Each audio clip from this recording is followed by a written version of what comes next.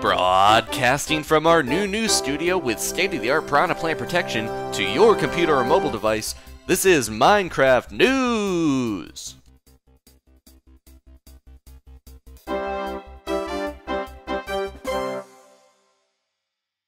Hello and welcome to Minecraft News, bringing you the most news for your views. I'm Adam, aka Swimming Bird, filling in for the amazing Larry. If you're watching Larry, you know what you did. Well, without further ado, here is the news. Looks like 1.7 is shaping up to be the Biome and Nature update for sure, but here's a little tidbit from Dinnerbum before we get into that type of stuff. He says, this isn't easy to capture in a single screenshot, but falling has particle animations now.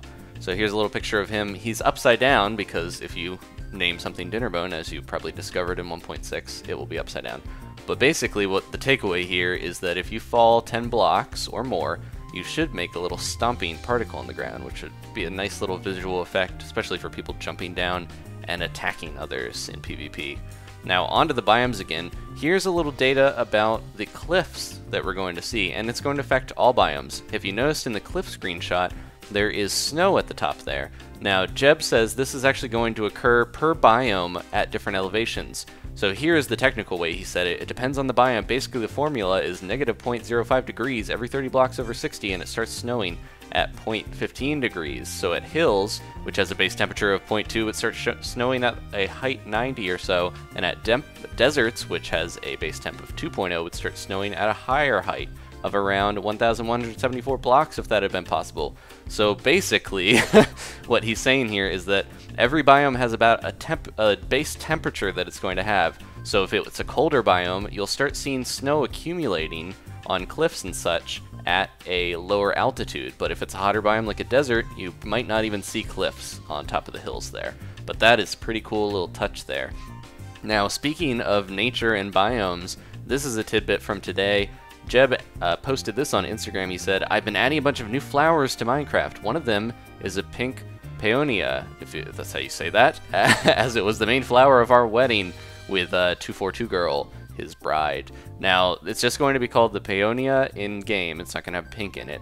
And someone asked him, are all these flowers that you're adding decorative? And Jeb said, yes, we have a tendency to revisit old items and give them new uses, but for now the flowers are only to make your gardens look pretty, and to give flair to biomes, of course. So we're going to see a lot of these new plant forms in the new biomes and stuff, but as of now, most of them don't seem to have a use, but that might change in the future.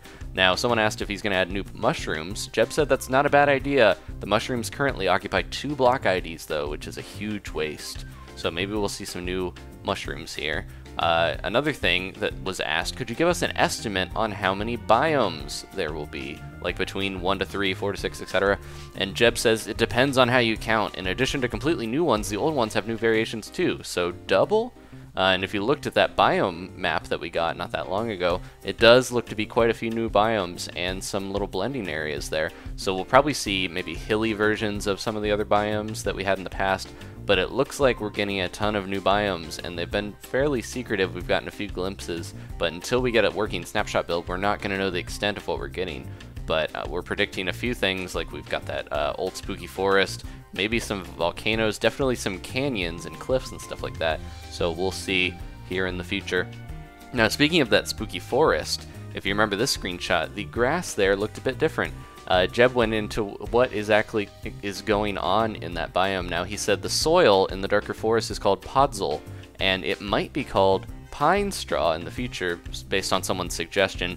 Now Podzol is a soil with a different texture, he says, and grass cannot grow on it. There's also a no grass dirt block, looking like normal dirt, but it's not obtainable without getting use the /give command to get it. So if you want this Podzol stuff, or pine straw as it might be called, you're going to need Silk Touch to pick it up, just like you would with grass blocks. But it's a nice variation there. It looks like a little pine covering from whatever redwoods forest spooky looking area that we're going to get. Now that may change though. You might be able to just mine it normally, but right now you need Silk Touch, he said. Now one final bit of news, if you paid attention yesterday to the sunflower picture, in the background there's a bunch of logs stacked up very mysteriously. Now someone asked what is behind the logs near the sunflower, and Jeb just said, stuff. And he did a little smiley face emoticon.